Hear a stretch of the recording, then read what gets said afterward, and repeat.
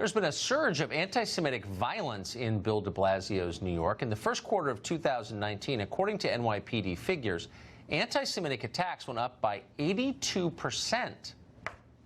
Instead of fighting this, Mayor Bill DeBlasio has decided to fuel it. At a press conference, DeBlasio said he knows who's behind the attacks, people of a certain skin color. Watch this.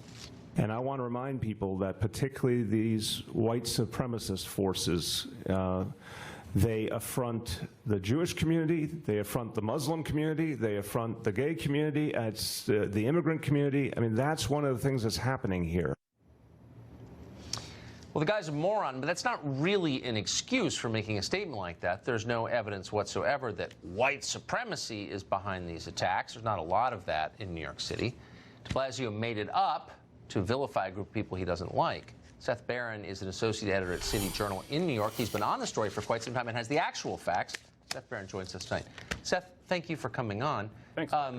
Is there, as a factual matter, is there evidence to support what Mayor de Blasio claims?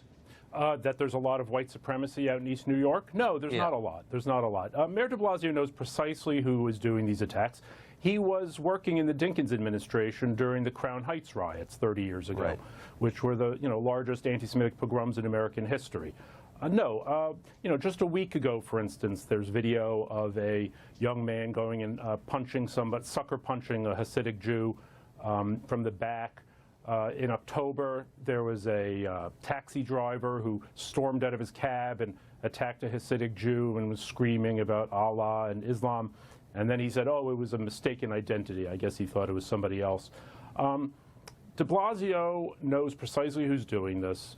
This is largely, the violent attacks are all being done by, black and Latino kids and occasionally like a Pakistani cab driver or somebody. He's playing a game here. This is political silly season, and he's in say anything mode. But wouldn't that be the same as lying in order to whip up race hatred? De Blasio's done a lot of this. He is pushing the same kind of rhetoric in the schools. He claims that there's a lot of racism in the UFT, for instance. I mean, that's the logical extension of his rhetoric.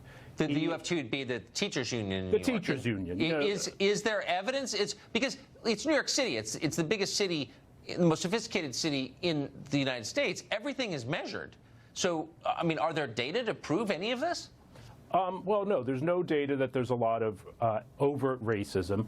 But, if black students are not attending the best schools because they're not doing very well on the tests, well, according to de Blasio, that's a function of white supremacy. If anti-Semitism is up, it must be because of white supremacy. So let me ask you, when you go to Crown Heights or Borough Park or over the Hasidic parts of Brooklyn, do the leaders of the Hasidic communities believe that the problem is the Ku Klux Klan? No, obviously not. They know who's attacking them. I mean, it's been the same story for 50, 60 years in these neighborhoods. No, I mean nobody believes it. De Blasio doesn't believe it. He's just saying it.